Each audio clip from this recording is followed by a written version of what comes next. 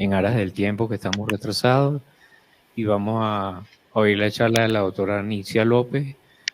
Ella es formada en la Universidad Autónoma de México, Nacional Autónoma de México, hizo su posgrado en el UMAE, que es del siglo XXI, en México también.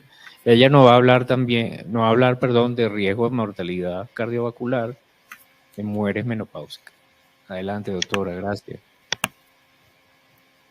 Hola, muchas gracias por la invitación y en el entendido de que vamos con cierto tiempo de desfase, intentaré apegarle lo más posible al tiempo que me han asignado. Bueno, pues gracias por la invitación y hablemos un poco de riesgo de mortalidad cardiovascular en mujeres en la menopausia. Estos son mis conflictos de interés. Y bueno, dentro de sus estadísticas, lo que encontré es que mujeres hacia el 2025 van a disminuir un poquito sus enfermedades crónicas y que el 24% de sus enfermedades van a causar mortalidad por causas cardiovasculares. En cuanto a los factores de riesgo dentro de su población, como vemos, las mujeres que están en las gráficas rojas están disminuyendo su consumo de tabaco, está incrementando un poquillo el peso corporal y el control de la presión arterial parece que están logrando metas importantes en ese sentido, hablando de riesgo cardiovascular.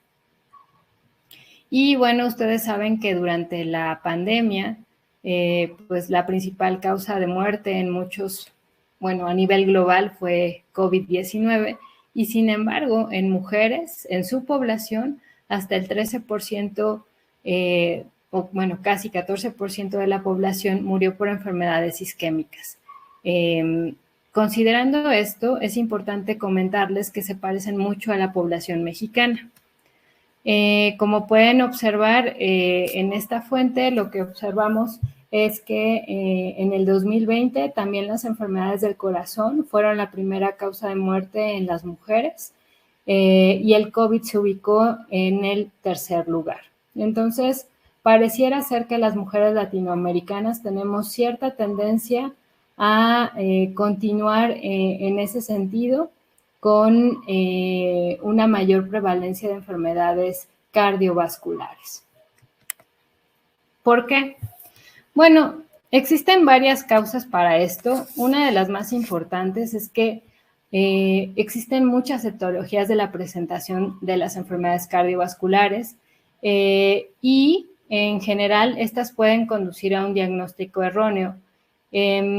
Por ejemplo, algunas mujeres presentan enfermedades cardiovasculares sin lesiones angiográficas, ¿no? Como el Takotsubo o un Minoka, y entonces, pues obviamente no se va a detectar con técnicas habituales de diagnóstico.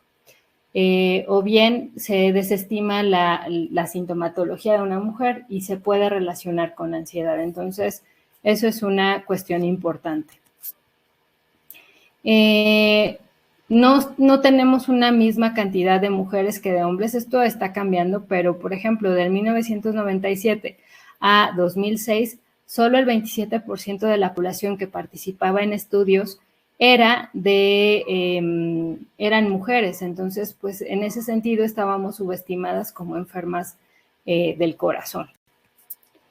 Y la verdad es que no tenemos una conciencia importante entre nuestros síntomas y la importancia que tenemos en ir al médico, ¿no? Y en este sentido se ha identificado que las mujeres se tardan hasta 12 horas más en ir al doctor por un evento cardiovascular en comparación con un hombre. Y lo otro importante es una disparidad muy importante entre la morbilidad y la mortalidad por enfermedad cardiovascular, dependiendo del sitio donde se encuentre. Por ejemplo, el que les pongo aquí, Lituania tiene 13 veces más probabilidad de morir de una enfermedad cardíaca que una mujer en Francia. Y probablemente esto pase en cualquier país de tercer mundo, ¿no? La infraestructura es muy importante. Y bueno, sabemos que dentro de todo esto existen múltiples factores de riesgo. Y de ellos conocemos básicamente algunos que decimos que son clásicos y unos que son no clásicos. Los clásicos son vivir con diabetes. Sabemos que las mujeres que viven con diabetes tienen 3 veces más riesgo de presentar enfermedad cardiovascular fatal y que tienen muy probablemente una tercera parte más de veces de padecer infarto al miocardio. En cuanto al tabaco, sabemos que una mujer que fuma tiene hasta 25% más probabilidad de presentar enfermedad cardiovascular. En cuanto a la obesidad y el sobrepeso, sabemos que las mujeres que viven con estas condiciones tienen mucho mayor riesgo de presentar diabetes e hipertensión y que estas en conjunto pueden presentar a su vez mayor probabilidad de presentación de una enfermedad cardiovascular. En cuanto a la actividad física, la verdad es que las mujeres somos más sedentarias que los hombres. Existen muchos artículos que hablan acerca de ello y en general somos como 40, algunos ponen 35% veces menos activas que un hombre. En cuanto a la hipertensión, sabemos que nosotras tenemos una probabilidad de diagnóstico de hipertensión mayor en la posmenopausia, pero aunque empezamos más tardíamente en este tipo de padecimientos, estamos menos controladas que los hombres. Y en cuanto a la dislipidemia, que ahorita les voy a presentar algunas cuestiones, es importante considerarla como uno de los factores más importantes para el desarrollo de enfermedad cardiovascular. Ahora, de los factores no clásicos, vamos a hablar en las siguientes diapositivas. Un poquito más me voy a extender acerca de la dislipidemia, porque los lípidos afectan los desenlaces de las enfermedades cardiovasculares, sobre todo porque pueden estar presentes en cantidades mucho más elevadas en enfermedad cardiovascular prematura, porque son causantes de complicaciones microvasculares, porque producen lipotoxicidad y porque éstas se asocian a otras enfermedades crónicas. Y en nosotras las mujeres tienen cambios de acuerdo a los estados hormonales. Por ejemplo, en la menopausia no es lo mismo las concentraciones de lipoproteínas que en la pubertad que en el embarazo. Entonces, todo esto puede marcar la diferencia en cuanto a tratamientos y sobre todo también en la epigenética que vamos a dejar a nuestra población. Esta es la radiografía de una mujer mexicana a propósito de el 8 de marzo, pero quiero que vean a mi población, a lo que yo me enfrento. El 88% de ellas tiene adiposidad abdominal, el 76% tiene sobrepeso u obesidad, el 44% presenta hipertensión, el 43% está consumiendo alcohol antes de los 17 años. Entonces, en ese sentido, tenemos una población que se está enfermando más con cuestiones que a la larga nos van a costar más en enfermedades seguramente cardiovasculares. Y pues como les comentaba, en mi caso, en mi país, el 32% de las mujeres no realiza una actividad física importante. Y los factores que les mencionaba previamente, que son los no tradicionales y que yo siempre les comento a mis colegas que pues se los mencionen a sus pacientes, porque es como si nos marcaran con una letra escarlata. Y como los vieron en el slide previo, uno de ellos es el parto pretérmino. El mecanismo es desconocido, pero hay un incremento de la inflamación. Puede haber infecciones que incrementan a su vez la inflamación y que esto desencadena en padecimientos vasculares que pueden ser desencadenantes de hipertensión más adelante. El mismo desorden hipertensivo en el embarazo, por ejemplo, preeclampsia, tiene un 3.7 veces más riesgo de desarrollo de hipertensión después de 14 años de haber terminado el embarazo, o tiene 1.8 veces más de un accidente cerebrovascular después de 10 años de haber terminado el embarazo, o bien 1.79 veces más de veces de tromboembolismo venoso después de 5 años de haber terminado el embarazo. La diabetes gestacional, que si bien es cierto se diagnostica durante el embarazo, es importante comentarle a la mamá que no debe de bajar la guardia, porque aun cuando este padecimiento se cura al terminar el embarazo, tiene 7 veces riesgo de un evento cardiovascular, 2 veces más para un accidente cerebrovascular y 4 veces más para un infarto al miocardio. Y algo que les cuesta mucho trabajo hacer a las mamás, que es la pérdida de peso. Si una mamá se queda con una ganancia de peso de más del 15%, esta permanencia de la ganancia de peso, es decir, el no regresar al peso preembarazo durante el primer año posparto, le confiere más riesgo de presentar hipertensión, sobrepeso u obesidad y o alguna enfermedad crónica como diabetes en los siguientes 5 años. Entonces es súper importante el awareness de este tipo de cuestiones en mamás. ¿Por qué? Porque aparte de todo, la fertilidad se está retrasando y esto incrementa el riesgo de presentar todo este tipo de complicaciones. Hablando de cuestiones autoinmunes, la artritis reumatoide y el lupus eritematoso sistémico son dos que por excelencia pueden presentar alteraciones en la microvasculatura. La artritis reumatoide tiene un riesgo de 2 a 3 veces más de infarto al miocardio y un riesgo de más del 50% de un accidente cerebrovascular.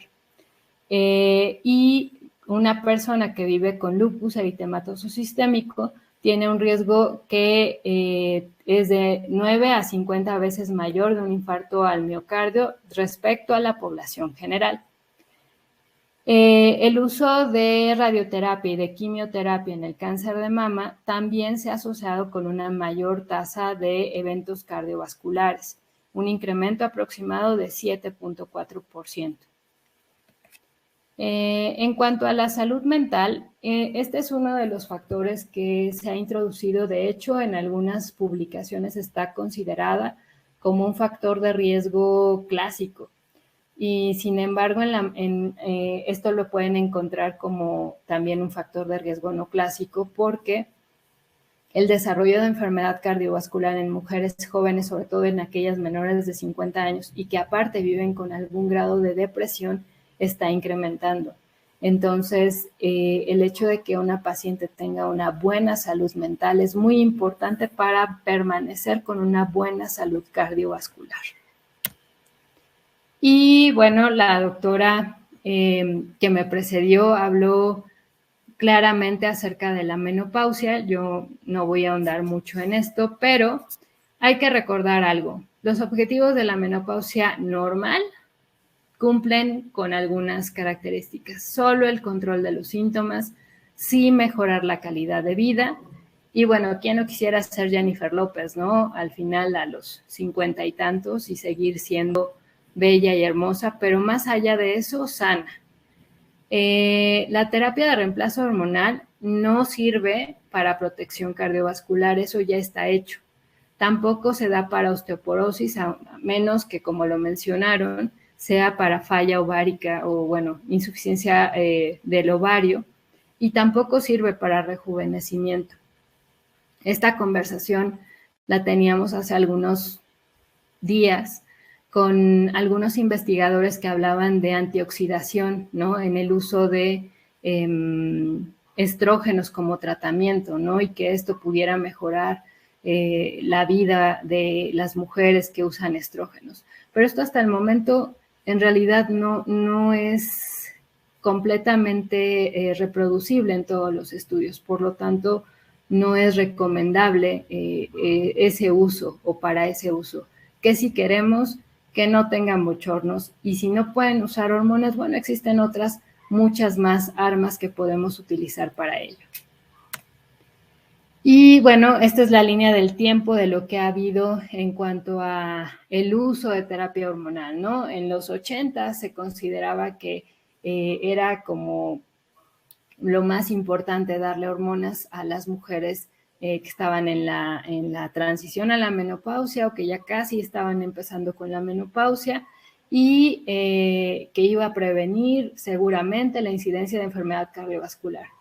Ya después, en la década de los 90 a los 2000, la verdad es que los estudios fallaron, sobre todo el WHI, en demostrar que existía un efecto protector a nivel de la vasculatura general de las mujeres. Y por eso incluso se detuvieron algunos ensayos clínicos por incremento de riesgo de enfermedad cardiovascular. De los 2000 a los 2010, pues ustedes saben, se llevaron a cabo los estudios que suponían una hipótesis del inicio de la terapia, ¿no? Decían el KIPS, el Cronox y el ELITE. Si empiezas la terapia hormonal antes de que se empiece a acabar la reserva estrogénica, entonces tú vas a poder prevenir enfermedad cardiovascular, alteraciones mamarias, etcétera. Esto no se corroboró y tampoco sirvió mucho. Y sin embargo, después de los 2000, en realidad se han evaluado múltiples dosis, múltiples formulaciones, y esto nos ha llevado a decir que la menopausia o la terapia de reemplazo hormonal debe ser individualizada. Sin embargo, vienen nuevas cosas, vienen nuevos usos de hormonas que podrán ayudarnos a decidir quién es candidata y quién no, y quién se va a beneficiar de esto y quién no. Acordarnos sobre todo lo que mencionaban en la plática previa. Los síntomas genitourinarios, esos se deben de tratar y esos no tienen un punto final en cuanto al manejo. ¿Por qué? Porque esos estrógenos locales no se absorben de manera sistémica, entonces eso sí se puede utilizar a más largo plazo. En los estudios experimentales lo que se intentó verificar es que, bueno, el incremento de HDL, que está favorecido por los estrógenos, favorecía la vasodilatación de los vasos sanguíneos, y que la disminución del colesterol LDL favorecía la disminución de la insulina resistencia, a la disminución de la peroxidación de los lípidos y a la disminución de la proliferación de factores de crecimiento que a su vez alteraban la microvasculatura de las mujeres. En este sentido, es cierto, los estrógenos son antioxidantes importantes, pero una vez más, esto depende a quién y para qué se los van a dar. En cuanto al tipo de enfermedades que le dan a las mujeres en cuanto a cardiopatía isquémica, si así se puede llamar, sabemos que no somos iguales que los hombres. En general, como pueden observar, puede existir un espasmo coronario, puede haber una disección de las arterias coronarias, o puede haber una cardiomopatía del estrés que se llama Takotsubo, que es el corazón roto, ¿no? Entonces, en general, nosotros podemos presentar enfermedades que no están necesariamente ligadas solamente a la isquemia habitual que presentan los hombres, ¿no? Entonces, siempre hay que tener eso en el contexto, y que, como comenté previamente, esos factores de riesgo que no son clásicos son muy importantes justamente para el desarrollo de estas enfermedades que están relacionadas con otros mecanismos diferentes a un trombo o una placa de ateroma. En cuanto a la insuficiencia cardíaca, en general se presenta en mujeres de mayor edad, más de 60 años, con menos causas isquémicas, es decir, no por un infarto, y en general tienen mucha más probabilidad de presentar insuficiencia cardíaca con una fracción de eyección conservada. Acordarnos que falla cardíaca con fracción de eyección conservada es de más del 50%. Entonces tienen hasta cierto punto un mejor pronóstico de vida en relación con los hombres. Y existen algunos contribuyentes a este tipo de insuficiencia cardíaca que se presenta en las mujeres. En general, todos ellos dependen de la reserva sistólica del ventrículo izquierdo, o de la función vascular sistémica y pulmonar, asimismo de la inflamación del endotelio o de las alteraciones de la reserva cronotrópica o del tono autónomo o auricular. Entonces, todo ello se toma y se compila en un solo compendio que cataloga a una mujer con insuficiencia cardíaca, que es mucho más compleja de identificar que un hombre. Ahora, hablando de qué pasa con todo esto que les he dicho, porque ya hablamos de factores de riesgo y hablamos de que no somos iguales y hablamos que, iguales que los hombres, obviamente, y hablamos de que obviamente nosotros cambiamos a lo largo de la vida de acuerdo a la cantidad de hormonas que tenemos y que estamos, digamos, de alguna forma en estudios cardiovasculares un poco en subregistro, ¿no? ¿Qué vamos a hacer? Existen varias calculadoras de riesgo cardiovascular y sabemos perfecto que ninguna es perfecta. Sabemos que existe el ACCBD, sabemos que existe el GloboRisk, sabemos que existe el SCORE y hay muchas más. Este año, y de hecho el lunes que entra, se publica un proyecto de guía de lípidos que involucra esto, riesgo cardiovascular para la población mexicana en este caso. Y fue una discusión entre cardiólogos, angiólogos, nefrólogos, habíamos de todas las especialidades de México haciendo este compendio. La verdad es que nunca nos pusimos de acuerdo, pero en lo que sí llegamos a un acuerdo es úsenlas, cataloguen a su población. ¿Cuál tenemos que tiene población latinoamericana? Pues GloboRisk. Y GloboRisk tiene población ecuatoriana y tiene población mexicana. Lo importante es poner esos factores de riesgo, verificar y tratar a la paciente o al paciente que tiene riesgo cardiovascular alto o muy alto y mejorar su calidad de vida y evitar que se infarta en los siguientes 10 años. Utilizando esta escala, este artículo que está publicado en la Gaceta Médica de México en el 2018 está ubicando mujeres mexicanas pre- y posmenopáusicas a las cuales comparan y catalogan con riesgo cardiovascular de acuerdo a si tienen más o menos riesgo, ¿no? Entonces, lo que vemos aquí en las gráficas con puntitos son mujeres sin síndrome metabólico y las de las rayitas son con síndrome metabólico, ¿no? Y las dividen en premenopausia y en posmenopausia y hacen un cálculo evaluado por el índice de triglicérido colesterol HDL. Y aquí, bueno, lo que ubican como la definición de un índice elevado es más de 3, un índice bajo menos de 3. Entonces, en la posmenopausia incrementa este índice de triglicérido colesterol HDL y el hecho de tenerlo más alto se asocia a más resistencia a la insulina, más adiposidad, más riesgo de hipertensión. Cuando lo ajustan para GloboRisk, lo que notan es que el riesgo de tener un GloboRisk alto en general no se presenta. Sin embargo, en la posmenopausia quedamos catalogadas aproximadamente estas mujeres mexicanas del centro del país, que fueron 468, con un riesgo moderado. Ninguna de ellas, a pesar de todo, a pesar de presentar obesidad, hipertensión, aunque ellos comentan que como sesgo de su estudio no incluyeron a mujeres que viven con diabetes, entonces esa parte pudiera disminuir la estimación del GloboRisk, pero ninguna salió con riesgo alto o muy alto. No tomaron en cuenta tampoco si estaban usando o no terapia de reemplazo hormonal. Y entonces, ¿qué hacemos con esto, no? Las enfermedades cardiovasculares en las mujeres dependen de un montón de factores. ¿Qué tenemos que hacer? Pues procurar que nuestra población esté alerta acerca de los factores de riesgo que sí tienen. Conocer a nuestra población es muy importante y salvaguardar y tratar estas enfermedades es algo básico para preservar la salud de nuestra población y como es multifactorial es muy difícil. ya vimos que existen factores que ni siquiera se toman en cuenta, que ni siquiera van a ser importantes para algunos colegas.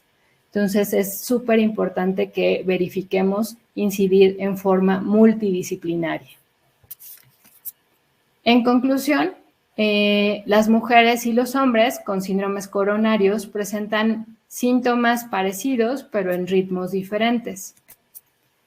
Las mujeres, como les comenté, tienen algunos mecanismos alternativos de síndromes coronarios agudos que no van en relación a la ruptura de una placa aterosclerosa como en los hombres.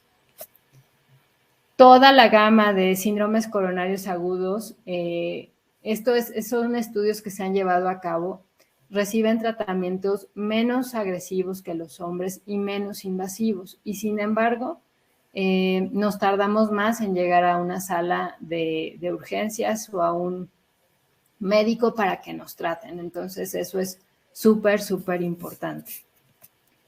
Los resultados relacionados con un síndrome coronario agudo en hombres y en mujeres varían según la edad. Las mujeres jóvenes tienen peores resultados a corto plazo, pero las mujeres mayores realmente se parecen mucho a los hombres que tienen más de 65 años. Y se está pugnando porque la representación en los estudios cardiovasculares sea igual que la de hombres, ¿no? Y que participemos uno a uno porque pues también nos informamos y aunque no somos iguales, tenemos que recibir un tratamiento apropiado. Y pues lo otro, no existe una calculadora para el riesgo cardiovascular que sea perfecta. Y créanme que es súper importante realizar este tipo de estimaciones para poder evaluar a largo plazo a nuestra población y revisar realmente quién sí y quién no requiere un tratamiento de reemplazo hormonal, revisar quién sí y quién no va a beneficiarse con ello y revisar quién sí y quién no tiene criterio para el abandono del mismo. Acordarnos que el riesgo cardiovascular es fluctuante, que es cambiante, que nos estima como una fotografía el cómo es una persona en ese momento, pero este ritmo no va a cambiar. Si una persona tiene un riesgo cardiovascular muy alto, muy probablemente aunque le demos todos los tratamientos, esto se va a quedar en riesgo alto, no va a mejorar de ahí. Pero una persona o una mujer que vive con un riesgo cardiovascular intermedio podría mejorar y quedarse en el riesgo bajo, tal vez, o en la parte inicial de un riesgo intermedio, y eso puede mejorar su calidad de vida. Pero es muy importante considerar que debemos de ser multidisciplinarios, apoyarnos con el endocrinólogo, el cardiólogo, el ginecólogo y todas las especialidades que se deban de incluir para mejorar el pronóstico de nuestra paciente. Recordar que existen algunas asociaciones que pueden ayudarnos a mantener esta parte, como el Go Red, que nos dan el warning de qué son los síntomas, cuáles son los síntomas de enfermedades cardiovasculares en las mujeres. Considerando que estamos un poquillo retrasados, esta es una presentación realmente breve porque este es un tema bastante largo e importante. Cualquier duda, yo les dejo mi correo y estoy pendiente de sus preguntas. Muchas gracias.